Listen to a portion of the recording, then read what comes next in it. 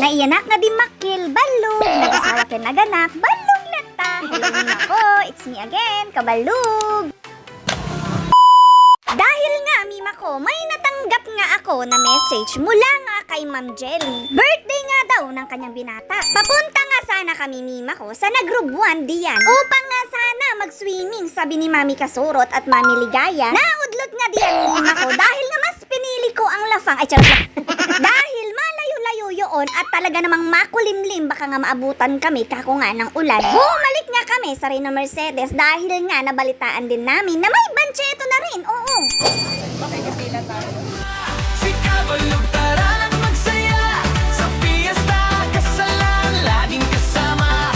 Content creator na tunay na masigla, kalug-kalug pero puno ng tuwa.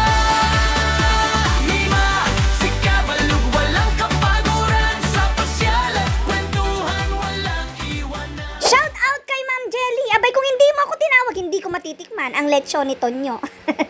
Hello mga Mima ko! So nandito tayo sa may bancheto ng Reyna Mercedes! Mima ko, pagkatapos nga namin kumain, abay di ganito nga yun, dumiretso nga kami sa may bancheto ng Reyna Mercedes dahil nakikita ko nga sa may bastikoy, abay may tortillas. Shoota, Mima! Pagdating nga namin, bukya, wala daw silang tinda, sabi ng tindera. Di balik ako, busog pa naman ako. Ako na yata yung babaeng nagda-diet na, di ko magawa-gawa.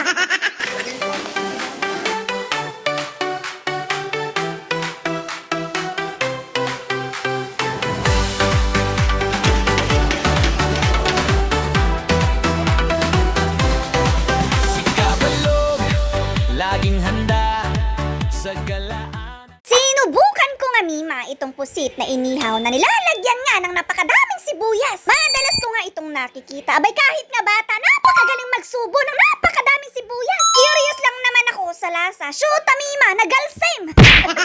Mima ko, dahil nga may kasama akong bata, syempre pinagbigyan din natin kung anong ang gusto. Ang sabi, bata ang maglalaro. Abay, yung mama, ang tuwa-tuwa. Umalpas na nga kami magpadarus-dus. Abay, may nakita nga ako dito na paltug-paltugan. Ay, talaga naman, hindi ako aatras. Kakasa ako dito, Mima ko. Alang nga rod, tabuyain dak, no kasanuak nga tumira.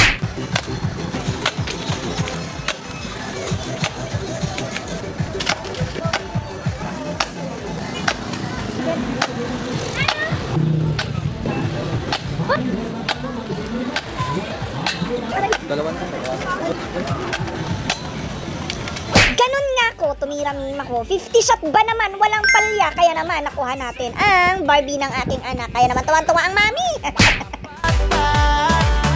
Good vibes agad. So yun, Mima ko, dito na po nagtatapos po ang aking video. So talagang nag-enjoy ako ngayong gabi na to. Akalain nyo, naka 50 shot ako doon sa baril-baril na yun para lang makuha ko yung teddy bear ng aking bata.